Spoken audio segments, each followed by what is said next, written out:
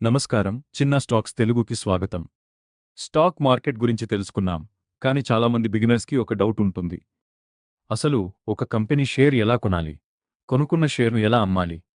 ఈ వీడియోలో చాలా సింపుల్గా స్టెప్ బై స్టెప్ తెలుసుకుందాం. Step 1, demat and trading account ఉండాలి.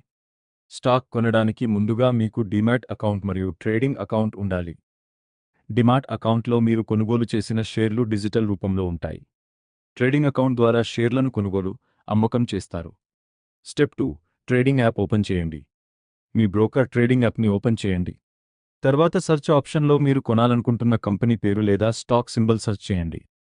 ఉదాహరణకు, మీరు ఒక కంపెనీ షేర్ కొనాలనుకుంటున్నారు అనుకుందాం. ఆ స్టాక్ని సెలెక్ట్ చేయండి. స్టెప్ 3, BUY ఆప్షన్ సెలెక్ట్ చేయండి. స్టాక్ ఓపెన్ చేసిన తర్వాత BUY అనే ఆప్షన్ కనిపిస్తుంది. దానిపై క్లిక్ చేయండి. తర్వాత మీరు ఎన్ని షేర్స్ కొనాలనుకుంటున్నారో క్వాంటిటీ ఎంటర్ చేయాలి. ఉదాహరణకు, ఒక షేర్ ధర 100 రూపీస్ అనుకుందాం. మీరు 10 షేర్స్ కొనాలంటే సుమారుగా 1000 రూపీస్ అవసరం. స్టెప్ 4, మార్కెట్ ఆర్డర్ లేదా లిమిట్ ఆర్డర్ సెలెక్ట్ చేయండి. ఇక్కడ రెండు ముఖ్యమైన ఆప్షన్స్ ఉంటాయి. మార్కెట్ ఆర్డర్ అంటే ప్రస్తుతం మార్కెట్లో అందుబాటులో ఉన్న ధరకు షేర్ కొనడానికి ఆర్డర్ పెట్టడం.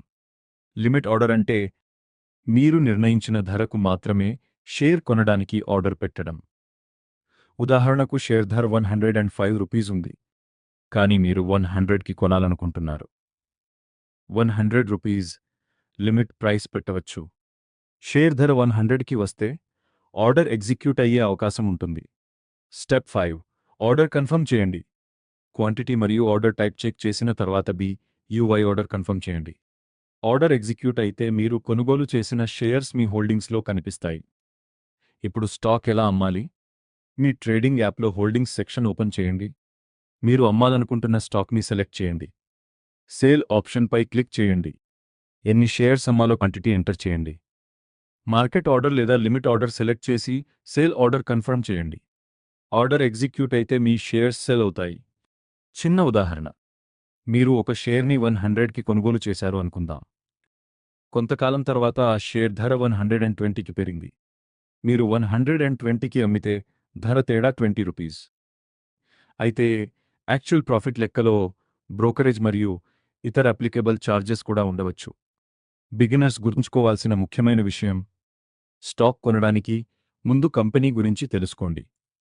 ఎవరో చెప్పారు అని వెంటనే షేర్ కొనకండి. ముందుగా నేర్చుకోండి, రీసెర్చ్ చేయండి, తర్వాతే ఇన్వెస్ట్మెంట్ డిసిజన్ తీసుకోండి. అంటే స్టాక్ కొనాలంటే స్టాక్ని సెర్చ్ చేసి BUY ఆర్డర్ పెట్టాలి. అమ్మాలంటే హోల్డింగ్స్లో స్టాక్ని సెలెక్ట్ చేసి SEL ఆర్డర్ పెట్టాలి. ఈ వీడియో నచ్చితే లైక్ చేయండి. చిన్న స్టాక్స్ తెలుగు ఛానల్ని సబ్స్క్రైబ్ చేయండి. తర్వాతి వీడియోలో స్టాక్ మార్కెట్ బిగినర్స్ చేసే 10 పెద్ద తప్పులు గురించి తెలుసుకుందాం.